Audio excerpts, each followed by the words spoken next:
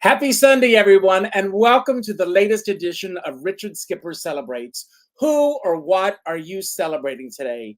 I am celebrating returning because a couple of weeks ago, some of you are back, and it's good to see you all here again. I sat down to celebrate this man that I love so much, and that's Ron Lytle. We sat down and it was like a comedy. Well, it was like Laugh-In. Doors were opening, doors were closing. He would disappear. I would disappear. He would be there. I wouldn't be there. My friend Danielle, who we had a long talk about, she told me what I need to say to the universe before we started today. So I am expecting smooth sailing for the next hour. As am I. It was quite something. And I'm so thrilled that you said yes to coming back.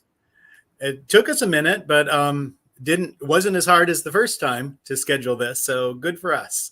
That's very good. And thanks for having me back. Well, you are truly one of the most gifted men that I have met through virtual media. We haven't physically met face to face, but that's going to change. I know it will. But I am thrilled that you're here today. And I'm going to start by asking you, who or what are you celebrating today?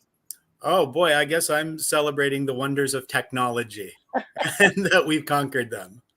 Well, I want to say that today we're going to be giving away 3 CDs of yours. Am I correct on that? Yes. There's 3 of them.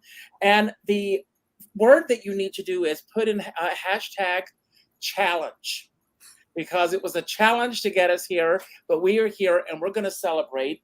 I want to begin by going to a quote from Carol Channing. She said the only time she ever got sick was on stage in Kalamazoo. And when she called David Merrick, he said, well, if you're going to get sick, Kalamazoo is the place to do it. But I'm going to go a step further and say, if you were going to be born anywhere, Kalamazoo is the place to do it. So that's where it began for you. Indeed, it is. So go ahead. Well, no, I was just going to say, is that a question? Yes, I was born in Kalamazoo. You were born in Kalamazoo. I want to talk a little bit about your childhood growing up there, because you and I have spoken, and we may have addressed some of this when we sat down before. But I'm a product of 1960s and 70s television. I grew up wanting to be a part of that world of show business. You and I both have talked about the film That's Entertainment, which came out in 1974. And there was this nostalgia craze that was sweeping over the country with all these great MGM musicals. But I, too, wanted to be a part of that world. Where did the spark first begin for you? You know, I think probably in movies, and probably movies on TV. My family did not go to the theater. There's a lot of theater in Kalamazoo. There's a university in Kalamazoo, Western Michigan University. So major tours like Dolly would come through, but we just didn't do that in my house. So I think that I had an idea of what musical theater was based on Hollywood's representation of musical theater. You know, strictly glamour, right? But also a lot of the movie musicals, the Mary Poppins, the Chitty Chitty Bang Bangs, Sound of Music, things that were still in the pop culture at that time. I was definitely exposed to those, and just hugely influential. And records, you know, you had an idea of what I had an idea of what musical theater must be based on all those cast albums and soundtracks from great films. Well, Ron, there's an expression that we don't choose this business, it chooses us. What was it originally that attracted you to the business itself, beyond everything that you've just told us and what you were seeing, that was brought into your household, through television and records, cast albums? Yeah, I think just, even though I had no idea of what that industry was, knowing that that was my world, you know? And then probably in about middle school, I remember having a great teacher. We all had a great teacher, right? Who I remember on the last day of school before I moved into high school, her pulling me aside and saying, "I expect to see you on that stage next year." Um, because they didn't do shows in middle school, but of course they did in high school. And I had done some performing before that, little, silly things, dancing and this or that, making sure that I got dragged on stage at Walt Disney World to be, the kid who was chosen from the audience, little things like that. Well, my guess is that she did find you on the stage the next year. And what was the show? What was your first high school show? Bye Bye Birdie. Still one of my favorites. Mine too. Yeah. Frank Langella, in his book, he talks about that moment where you step from the wings into the light for the first time. Do you remember the first time that you stepped from the wing into the light and what that experience was like for you? I remember it vividly because I didn't step from the wings into the light because it was Bye Bye Birdie. So first number, it's telephone hour, and we're all in our little cubicles. But I remember sitting in this little cubicle holding a phone and sitting in the dark. And yes, I remember the curtain rising and seeing the dust filtering down, being caught in the lights and the audience, and yeah, all of that magical stuff that we all love. And was your mind made up at that moment that you were definitely going to go into this profession? No, really, I thought I would be some sort of instrumentalist. Mm-hmm. I was a percussionist all through high school, and it wasn't until my first year in college that I put that all away because I was fully enmeshed in musical theater by that point. So in high school, it was something that I think I really wanted to do, but it probably seemed something I shouldn't do, not practical. Now, the last time I asked you a question, and if I get the facts wrong, you'll correct me. All right. But I said that in every artist's life, those that want to go into show business, you're pulled in either one of two directions, either Broadway or Hollywood. But you ended up, closer to Hollywood because you ended up in Las Vegas. True. After gosh, I can't remember how many years, but after a number of years of doing theater and summer stock and amusement park gigs and things like that, I did end up in Las Vegas, which seemed completely antithetical to what I wanted to be doing. But it was a great town to make a living in. And and it led to other opportunities for me. Well, I'm going to ask a question, and it may be in the realm of woo woo. But Danielle's here, so she's very woo woo with me. But do you believe in fate or manifestation? I do, as a matter of fact. Yeah, I do. I believe that I manifested a lot of the experiences that I had, particularly with old Hollywood type personalities, people that I knew I wanted to meet or work with, and met most of the people on my list, and not just at stage door, how do you do, but, had nice interactions with them over the years. Well, the reason I asked that question is because when you were in Vegas, you were doing a new show had been written, and you felt, with good reason, that you could improve upon it or write your own version or a better version of it. And you made that happen.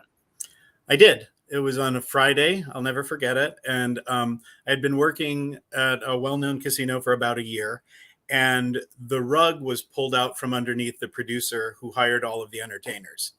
And the casino decided to hire us all independently under new, more lucrative for us contracts, but not a nice thing to do to the producer. And they knew that I had a strong background in musical theater. And so they put me into an act that was going to be a little musical comedy piece with a small troupe of people. And we were given our scripts on a Friday and we read them, and it was really one of the worst things I could imagine being in. Mm-hmm. And I went into um, the entertainment director's office, and I will never know where I got this chutzpah. And I said to him, "I love this script, but I have a script at home that I wrote that I think might work really well in this space for this cast and for our audience." And I went home that Friday and I wrote it, and I brought it in on Monday. I was going to say, if you had already had the script written, or you were just, you created it. Yes. Yeah, and it ran for 6 months, and that I had written in college. I had been the little darling of some creative writing classes and had done some musicals and things, but this was the first time that I had written something that was going to be put in front of a real audience. And like I said, it ran 6 months. I wasn't completely pleased with it, but for the first effort, it was great. And it was at that point where, standing in the wings, waiting for my cue, when I would listen to scenes that I wasn't in or songs that I wasn't in, and I'd hear the audience reaction to the performers, but also to my material.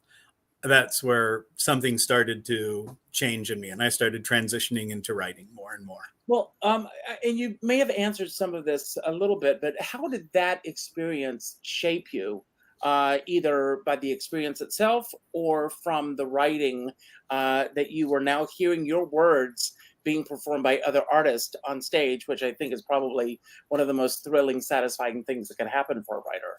Or frustrating. Or frustrating. I'm all about celebrating. No, so I know. It's a cheap joke, Richard. I know it is. I know it is.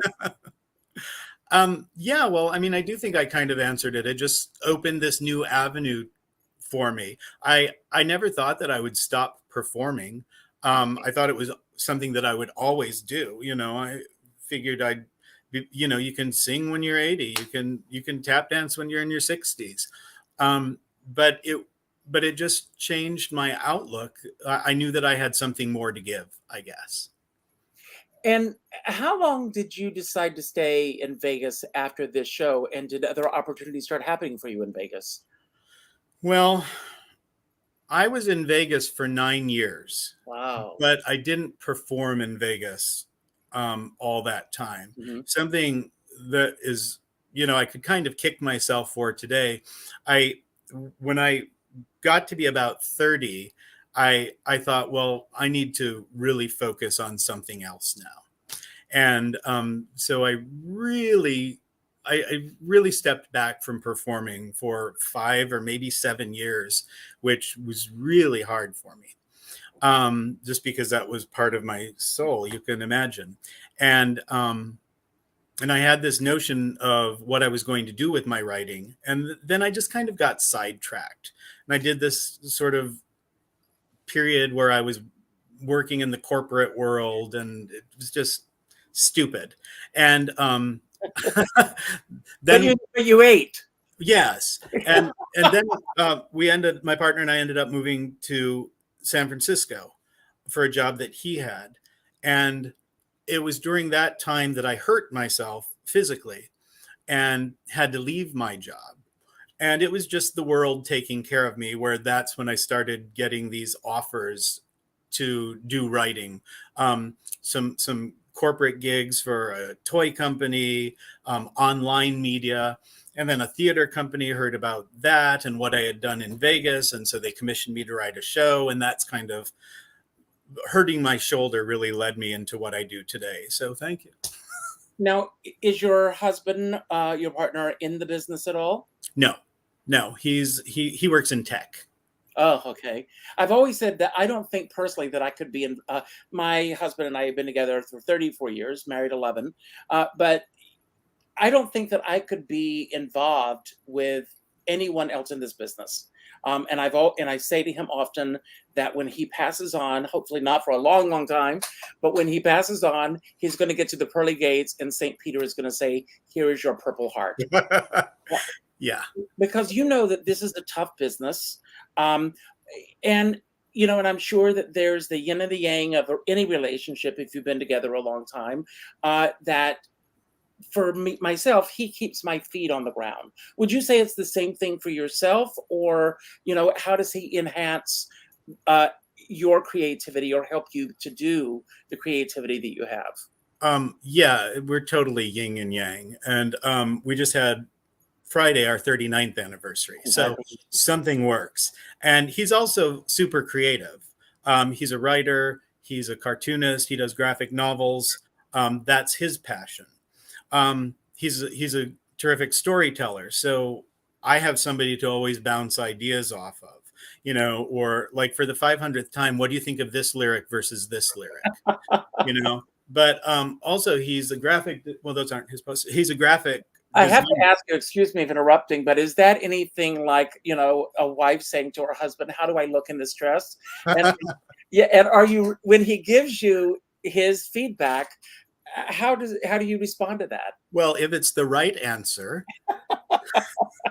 I respond favorably. And if it's the wrong answer, then I, send him back to think about. No, I don't really. No. He does almost all of the graphics for all of my show posters too. The CD covers, all of that is him. So Well, he's done a phenomenal job, so yeah, hold yeah. on to him for another 39 All years. right, it's a deal. So it was his business that got you to San Francisco. Right. And, what is it about San Francisco that resonated? It's one thing to move somewhere and say, "I'm home." Do you feel that? Or was there any inclination to want to go to either Los Angeles or to New York? Definitely not Los Angeles. I was never really interested in it. Well, I will say that I did aspire to write for the Disney company. So I imagined living like, writing for the parks mostly. So I did for a while aspire to live in Southern California, but not anymore. New York, certainly. When I was young, I mean, I wanted to be there, and it just never quite worked out for us. Again, we were, together when we were quite young, Mhm. and so like we had to decide where we were going to be, places that were good for both of us. When I wanted to go to New York, it just wasn't good for both of us. So I know there was an injury that took you away from the business for a while. So when you went to San Francisco, you were part of the corporate world in Vegas. Did that transfer for you as well when you went to San Francisco? Yes, and it was here in the Bay Area where I injured myself. So it was here in the Bay Area where I really got re-involved with writing and, really making a living at it. So what pulled you back initially, and how did the first steps begin to happen for you in terms of acclimating yourself and creating the career that you now have Pulling me back to to the writing, arts. to the arts? Well, I'm not really sure how it happened, how I happened to start getting the calls. Yes, I do remember. Because when I hurt myself and I could no longer work in this job that I really didn't like, I auditioned for shows. And I was the new face in town. So I started getting cast. And the first one I did was The Boys from Syracuse. And in my bio, I think I mentioned my work in Las Vegas, and not as a performer, but the writing. And somebody saw that in my bio and contacted me from doing that random show, if you want to believe in coincidences or not. So there I was in that show, and I happened to put that in my bio. Somebody saw it, they called, and they said, "Oh, we're looking for an adaptation of this story. We can't find one we like. Would you be interested in writing?" I was like, "Yeah." you know and it kind of went from there, really.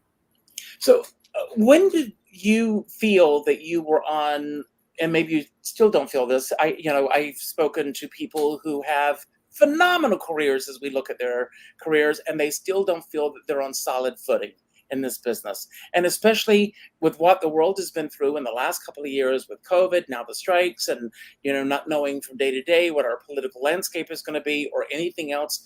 Do you feel that you are solidly where you thought you would be at this point in your life?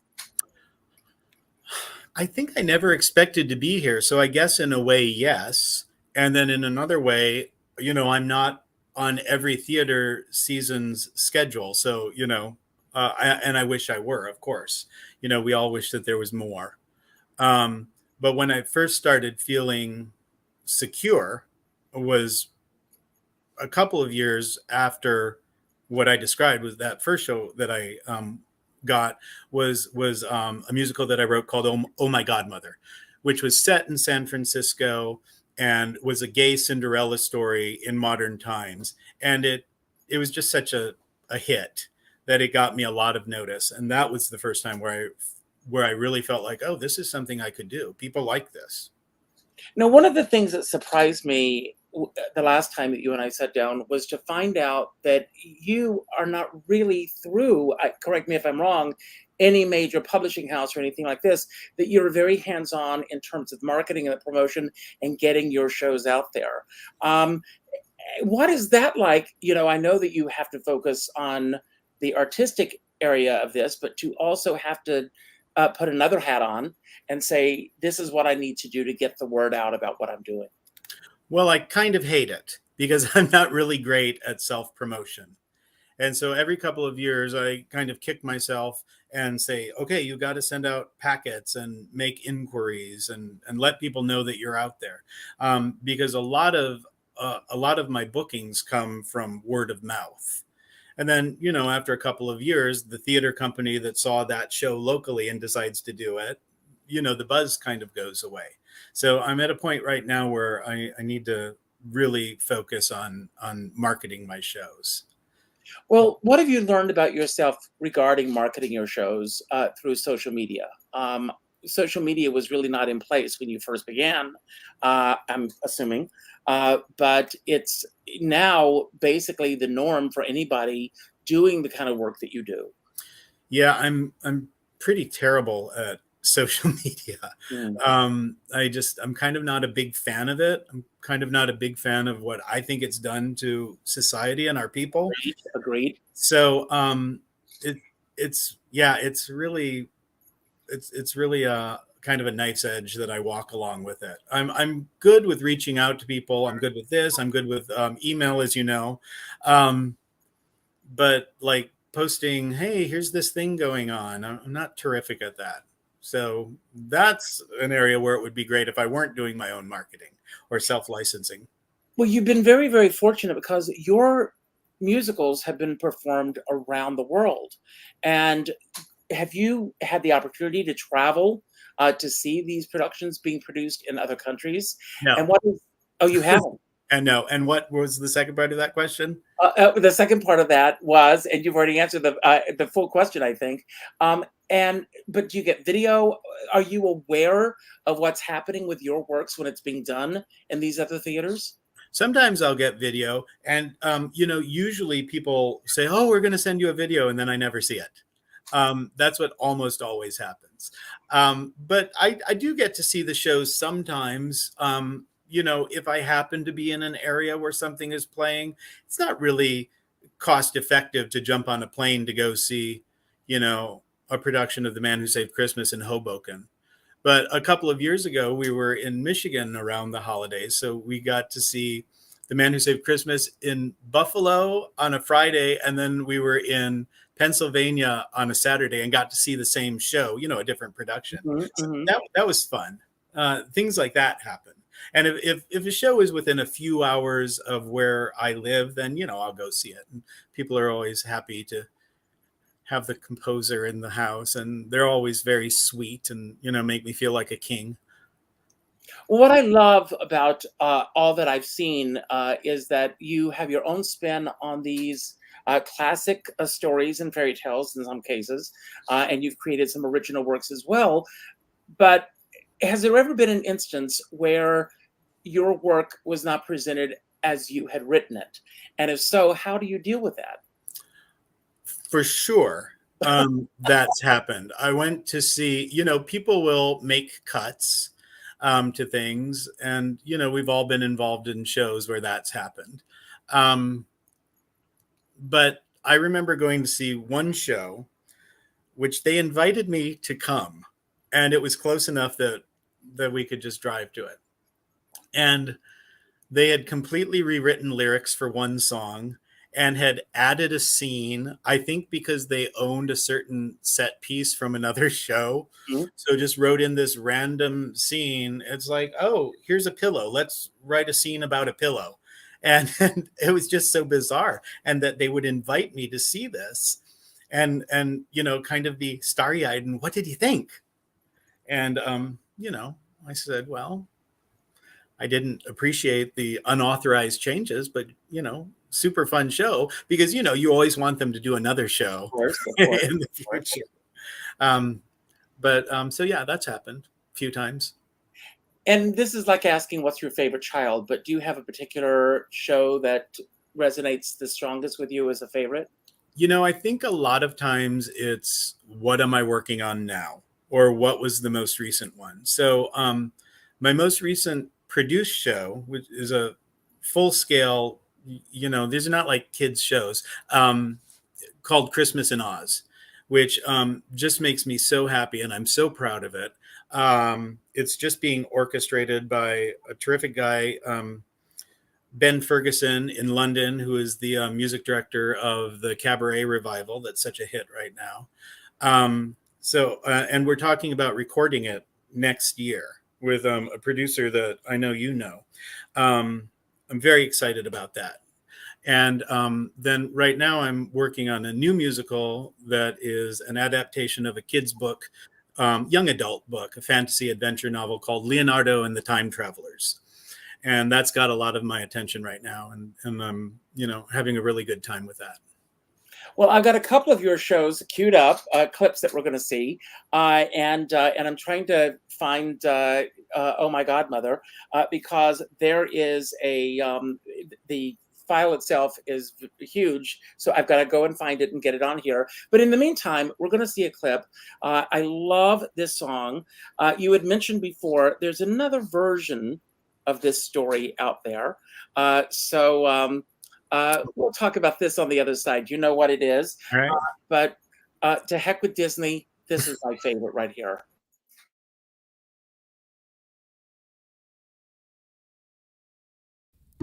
Sometimes I think I agree. There's nothing good about me. But maybe someday I'll show them all. Straighten up and get on the ball. I'll surprise them, and when I do, maybe I'll surprise myself too.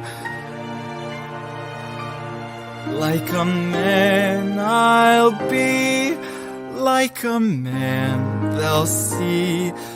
With my head held high and with a plan. Maybe I've grown tall, but maybe that's not all that there is to being like a man.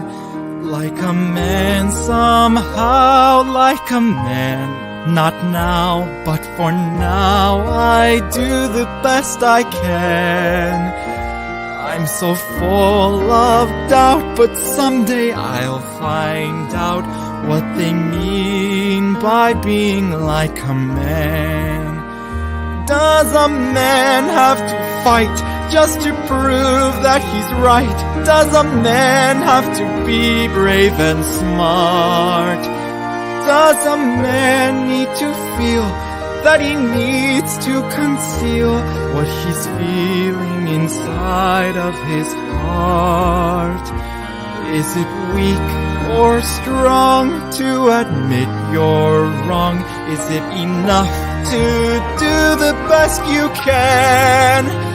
Or must I be the best? 'Cause if that's the test, I don't know if I'll ever be a man.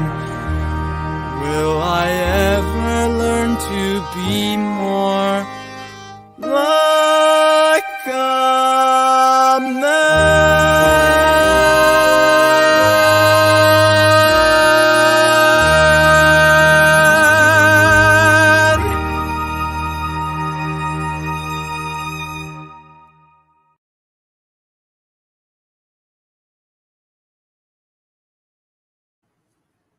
What an amazing song, and it stands on its own. Thanks. Yeah, I like that one too. How long did it take you to write this song, and where do you find your inspiration? I mean, does it come walking around hearing a phrase or something? Because you write both the music and the lyrics. Uh, to quote Carol Channing again, she always used to joke about uh, Jerry Herman getting in line twice when they were giving out talent. So here you are, you do both the music and the lyrics, and do they come to you simultaneously, or does it alternate? What's your process? Well, to answer the first part of your question first, the inspiration for that song came directly out of the book. Aladdin's mother is scolding him, and she says something. This is not verbatim. She says something along the lines of, "You've got to learn, my son, to be more like a man." And so, yeah, just that little "like a man" just rang in my ear, or jumped off the page. And so I just added the line where Aladdin says, "Like a man, I don't even know what that means." Boom, song cue. So that was the inspiration for that one. It just leapt off the page at me. Regarding music and lyrics, I think a little bit, maybe, like, I think it's Frank Lesser no, Cole Porter, I think, who would write the end of the song first. Wow. And a lot of times that happens for me because, a lot of times that's your hook. With something like a man, I knew that the song was going to be called Like a Man. So I imagine that I sat down at the piano and da da da da da, that sort of happened. And sometimes I'll get a little snippet of melody with a lyric like that. Sometimes I'll have the first line and write the whole melody and then fill in the lyrics. But I mean, I can't say that I specifically remember that song, but I'm pretty sure that I probably wrote the beginning and then at the end thought, well, what would the turnaround or the caboose of this song be? And then, it seemed logical probably that he would say, will I ever learn to be more like a man? So three classic fairy tales: Cinderella, Snow White, Aladdin, as we know the story. With both Snow White and with Cinderella, you put your own spin on those. Does this show, the Aladdin show, follow the storyline as it was originally written, or what variations did you make to make it your own unique show? Well, gosh, I haven't seen it in quite a while. I read it. So, I always have my own little twist on things. A little bit Carol Burnett show, a little bit Bugs Bunny cartoons, that we appreciate on one level when we're a kid. And then when we see the same cartoons as an adult, we go, I never knew that joke was in there. So there's always a lot of that, because I think that if the shows are playing in schools, then if the teachers are bored, that's not a successful show. Or if they're playing in theaters and parents are bored, that's not a successful show. So I believe that there has to be something for everybody. And I used to kind of get bent out of shape a little, that I felt I was getting this reputation as writing kids shows, and they're really not. I mean, you can see that Aladdin song is not like kids theater. I don't write shows where kids are dressed up as, daisies and trees and things like that. It's just musical theater, and usually performed by adults. So yeah, I have adapted a lot of fairy tales, and I kind of resisted having that label on me. And then a couple of years ago, I went, you know what? I've got a label.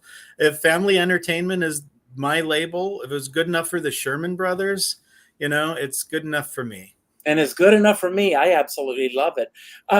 These are your own creations. So do you ever revisit them, and do you ever think, I want to make a few changes here, I want to change this? Gower Champion was constantly wanting to go in and retweak things years after it had been written. And I just heard the same thing about Arthur Lawrence, that he was constantly, if he went to see something, he would go, I could have improved upon this, and he wants to change it. Sometimes with union and equity rules, you don't have the flexibility of doing this, but that your shows are not following under any union jurisdiction. So do you ever go in and change things? Absolutely. Absolutely. A lot of times, a song is dashed off to make the opening, right? And sometimes maybe I'm never completely satisfied with that lyric, or it was fine. It was fine, but after the fact, I'll revisit it, I'll revise it. For sure that happened with the Snow White show. And with that song that I know you like from that show, I added a whole set, when it was revived, maybe 5 or 8 years later, I added an entire second bridge and play out for the thing. And I loved it before, and I loved it even more after that. Well, that's the perfect cue to actually go and watch it. So everybody, watch out.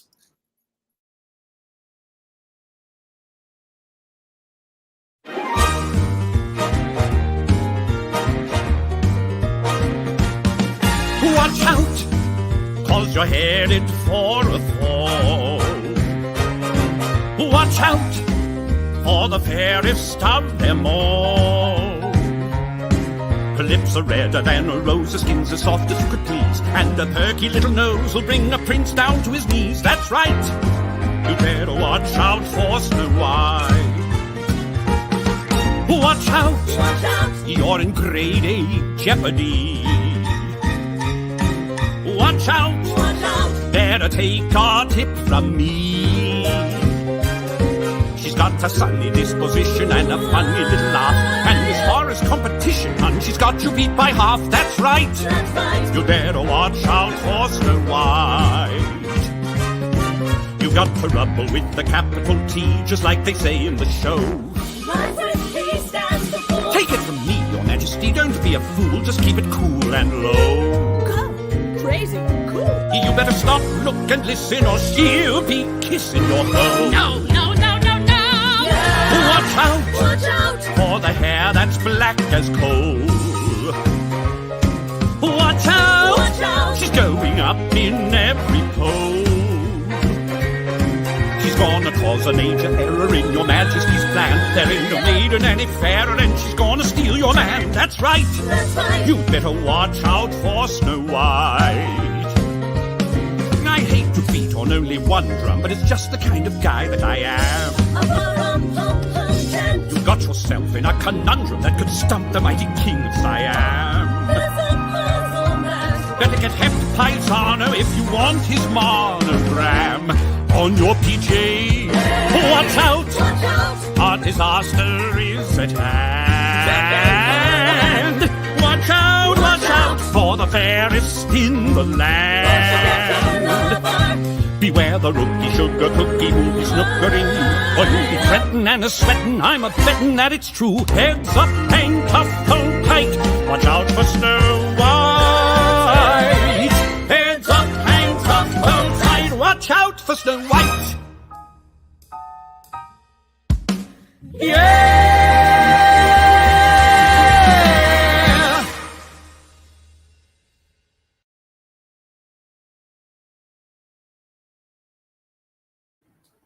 Watch out for Ron Lytle. That is such a fun. I want that suit for my show in Providence. But everything about that is just so much fun. On any given night, I mean, what is the most that you've had productions running at the same time? Do you know?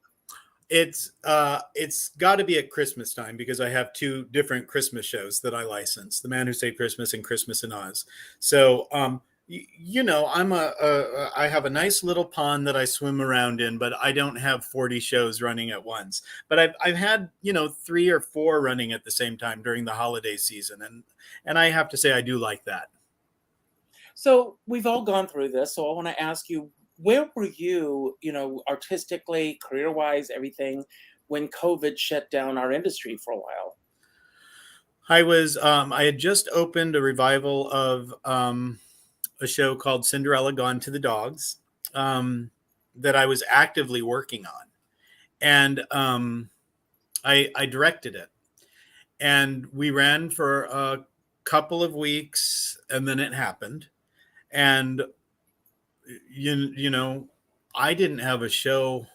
I think I didn't have another show running for a year and a half after that. Just nothing, like all the rest of us, I did some online things, did this one of these CDs that we're giving away is called Once Upon a Time Step, and that was a little movie musical review featuring songs from a lot of my shows.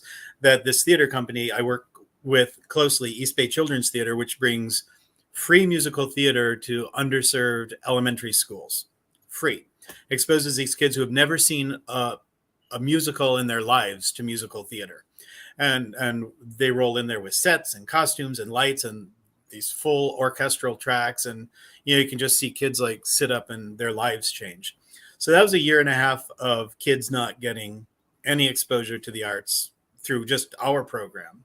But we did this movie Once Upon a Time Step. And outside of that, I think I did a recording project during that time too. But that was it, and it was really hard, obviously, for all of us. Absolutely. I want to go back to something you just said. You directed Cinderella Goes to the Dogs. Have you directed many of your productions? Yeah, I've directed a fair number of them, which I like doing. I also like when other people direct them because I like to step back and see what other people bring to them. Mm-hmm. Because there are always things that, we're all different and we all, that's a good bit of business. What's it like for you to either attach yourself or detach yourself from what you've written to put just the hat on as a director? Or are you wearing those hats simultaneously?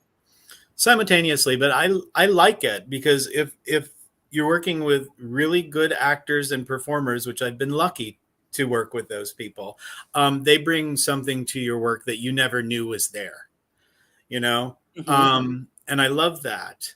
And then there are other people, other times when it's more challenging, right? Like in any business, and people think that they know better than you what you meant when you wrote something. Or, my favorite is when they argue with me about, no, that doesn't happen at this point in the show. That happens later. Or, no, that's not the lyric. And sometimes I'll say, oh, I only wrote it. You said something earlier that, I really been thinking about, and that you don't write children's theater, you just write musical theater. And when I look back, and even in The Wizard of Oz, a movie that struck us all as children, but the jokes that we really get as adults, because they weren't writing that for children either. Cinderella, there have been so many versions of Cinderella, and Rodgers and Hammerstein, my favorite version, excluding yours, of course. And these are all written as musical theater pieces, but not necessarily as children's theater. But there's that spark that's there that children are going to gravitate towards this. Do you have nieces and nephews? And if so, what is their response to your musicals? A couple. And I remember when The Man Who Saved Christmas came out on CD, that one of them, who was, I think, probably about 10 years old at the time, a niece, she was just like in love with it, and I kind of didn't expect them to be. I don't know why, I would have loved it as a kid, but, they're not. I mean, that especially isn't a kids play, whatever that even means. I used to say I don't write kids shows, I write shows for kids. Mm-hmm. And I discovered that Robert Sherman had said the exact same thing. So I stopped saying that. But maybe he stole it from you. Right, decades before. But like The Wizard of Oz, Cinderella, all these things, there's this emotional, sincerity to all of them. They're stories. I mean, wanting to go home. What is home for Dorothy? Finding out what that means. Who can't resonate with that? Who can't resonate with not being smart enough or brave enough? Yeah, it's when people think that kids or that shows or scores or movies are for kids, I just kind of roll my eyes. Mary Poppins, please. I know, absolutely. Well, I'm going to show another clip. I was able to find the clip that I wanted to show. So let's open this up here. It's a huge file, so bear with me, everyone, while I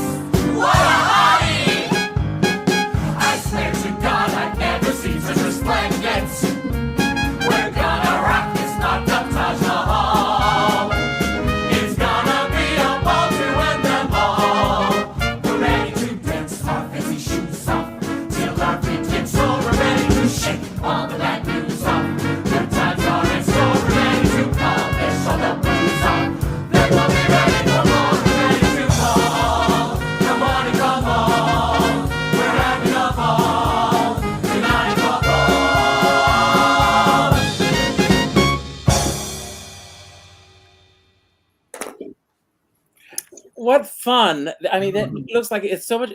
Take us back to the context and the time that this was created, because when it was created originally, there weren't a lot of this type of musicals being done, and I'm not referring to children's musicals because this isn't. No. But how, I mean, as time has gone on, is it harder to get this show on its feet than it would have been, let's say, 10, 15 years ago?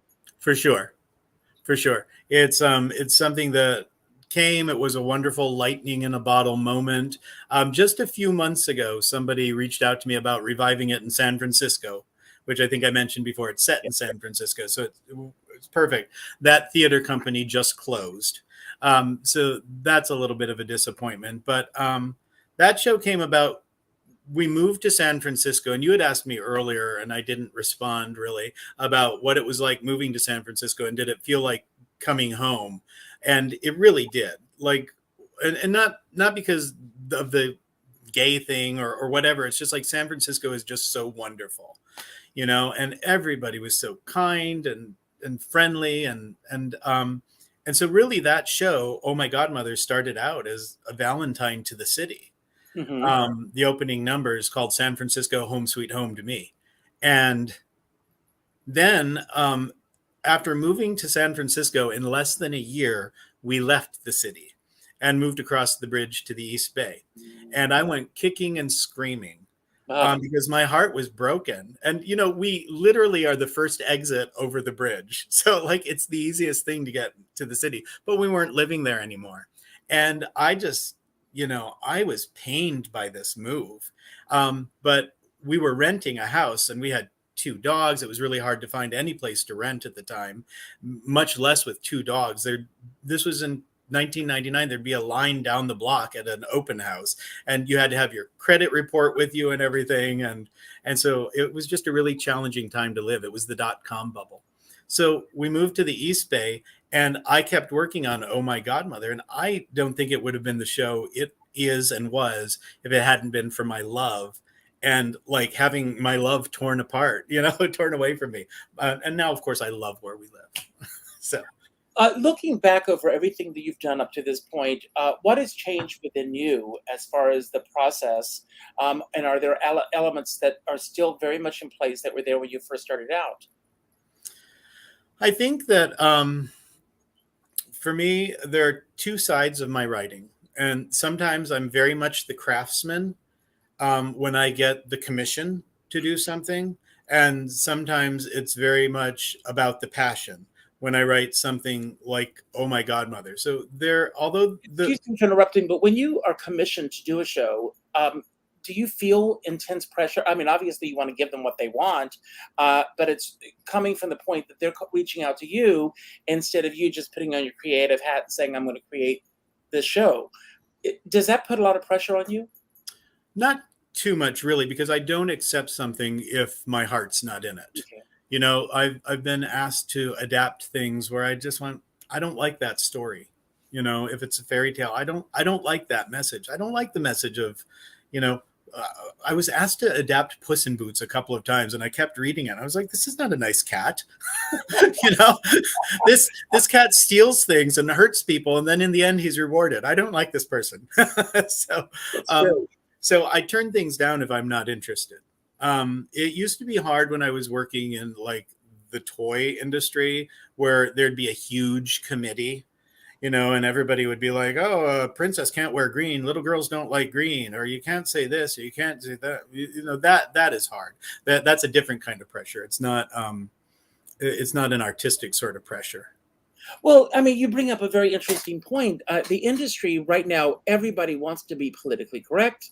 Everybody wants to be woke. Everybody wants to be, the PC police. How do you navigate these waters these days, or does that affect you at all? Well, I mean, there are things that I've changed in scripts, and in lyrics in recent years, because I think, oh, that might not play.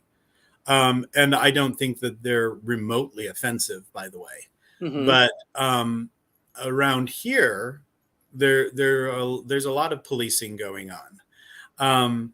So I am cognizant of it. I Well, will don't say. you think that we're on a dangerous slope right now? Because for me personally, I believe that uh, if something offends someone, I think it's a learning tool to really examine why you're offended by it. And there are many things out there that will offend all of us. Let's face it. There were things in the news this week that have come up. There are things that the first thing I heard on the news this morning was about something that happened in the Senate yesterday. There are things every day that offend us, but I think it's an opportunity for us to step back and say, this offends me and this is why it offends me, instead of shutting those doors completely and not having a discussion about it. I do too. I think that discussions are great. I also think that you see what you look for, you know, and a lot of times people are seeing offense in something that I don't think is offensive, and certainly the writers didn't mean as offensive. And some things are totally offensive. You know, like there are things that we have to change in musicals from 40 and 50 and more years ago. I get that. But then, like, you know, I also think about somebody like Mel Brooks, who was an equal opportunity offender. Mhm. You know, like nobody's safe from his pen. Well, I mean, today, you know, would a springtime for Hitler even be created in today's world? And of course, he said he wanted to have the last laugh on the atrocities that took place then. And there's just so much of it in the theater. But, you know, the business is ebbing and flowing. Where do you feel that you're fitting in today's world right now? I feel that I have a nice little niche market in the community theaters around the country. The theaters that maybe don't take themselves too terribly seriously. You know, places where they want to have a big ensemble and give everybody a chance to shine.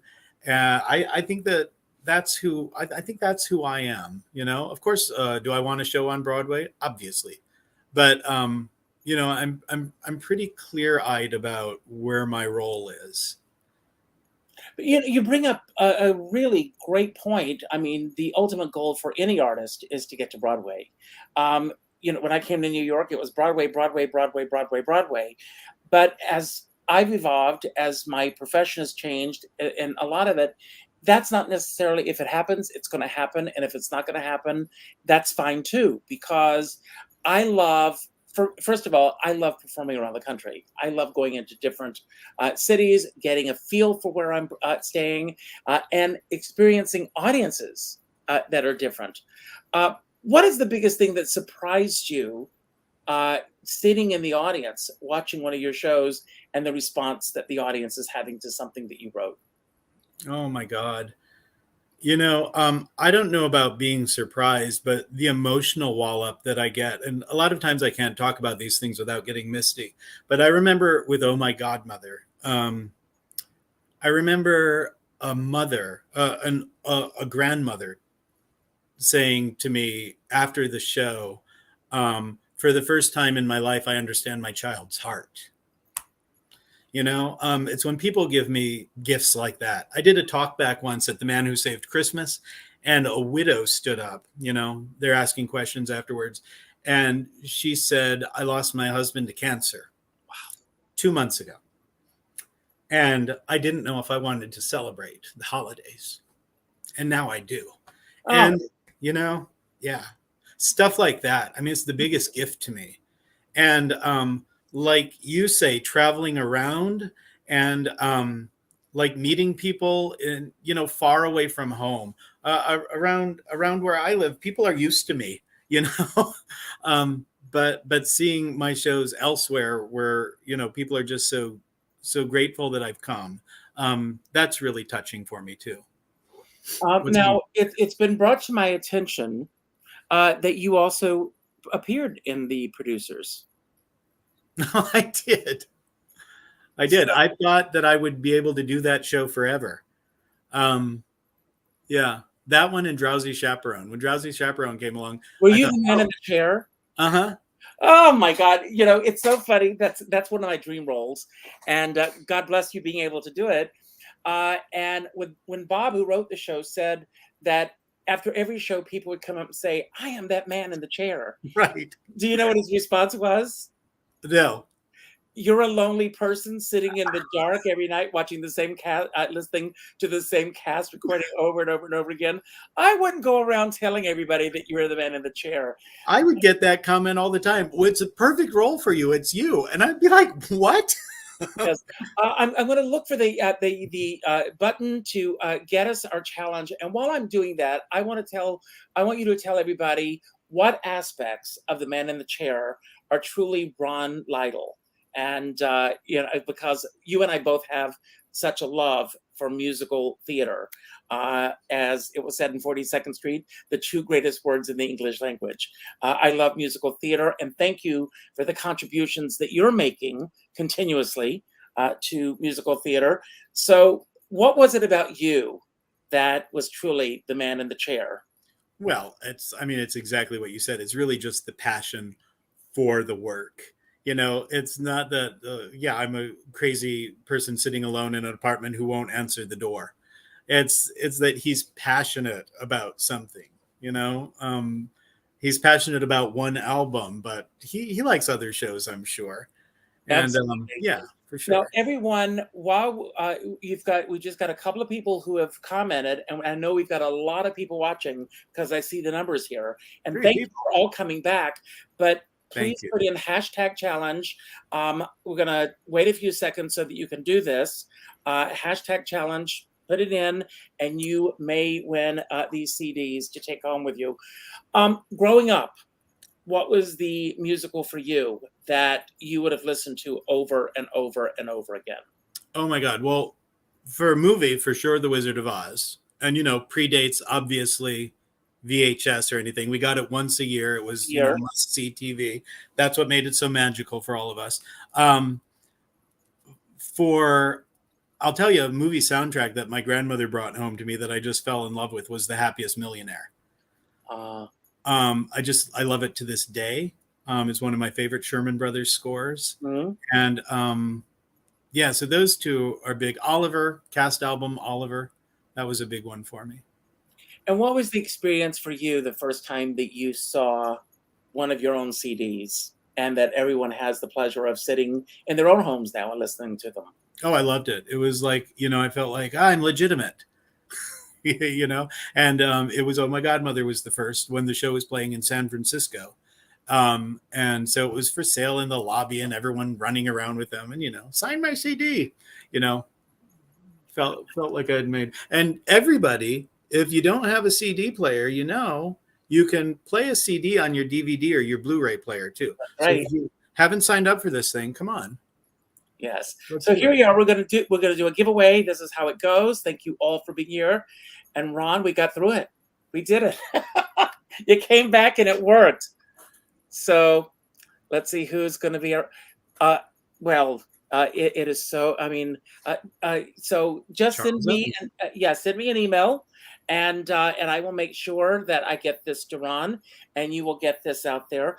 Ron, I'm such a fan of yours, and I will say that it was Ann Miller that brought us truly together. And we did our celebration of Ann Miller a couple of months ago, which is available, everyone, on demand. And if you have trouble finding it, just reach out to me and I will let you know. I'm going to give you the final word in just a moment. It could be about anything that we spoke about today that you want to build upon, anything that we didn't talk about, or just any final message that you want to leave everyone with right now. I want to thank everyone for being here. I know that I can speak for Ron when I say this. We don't take it lightly when you show up. So the fact that you all not only were here a couple of weeks ago, but you came back speaks volumes to you, Ron. I think more about you than me. So thank you, everyone, for being here. I end every show by telling everyone to go out and do something nice for somebody else without expecting anything in return. Even though you may not have won these CDs today, you can still buy them through Ron's website. Go to ronlytle.com. And follow him, keep up with what's going on, and then see which of the CDs or more resonate with you, and then order a couple. Order some for yourself, and then I want you to go to your Facebook friends list, and the first name that pops up, send a couple of CDs to them and say, this is someone that you should know about. And we can start a movement right here. We can get it going out and going out and going out. I have and also pick up the phone and call someone that you have not spoken to in a while. Not an email message, not a text message, not a private inbox message, but a phone call. And let that person know how they've made a difference in your life. And if you do so, trust me when I tell you this, you're going to make a difference in their lives. I have a friend, he says, we're all in this together, but we're all in different size boats. And I always say, I don't care what size boat you're on, as long as you have a skipper by your side. And remember these immortal words, watch out. Ron, it's all yours. And then when you say goodbye, the final credits will roll. Thanks for coming back. Thank you. Thanks, Richard. It's so great being here again. And as Richard said, thank you, everybody, for coming back. We really appreciate it. I love Richard's message about reaching out to somebody. I would maybe just expand that to say, maybe reconnect with the arts in your local community as well. I think a lot of us aren't seeing as much theater, live theater, as we were a few years ago. We're seeing companies close all around us, left and right. So get reconnected with that industry locally, even if it's community theaters, because we need those spaces open so that young people in South Carolina and Kalamazoo can keep getting inspired to go into this industry. And that's what I would ask of you. Thanks everybody for tuning in. Go see a show. Thanks for buying a CD. Thanks if you're an artistic director for doing a Ron Lytle show. See you soon. Bye.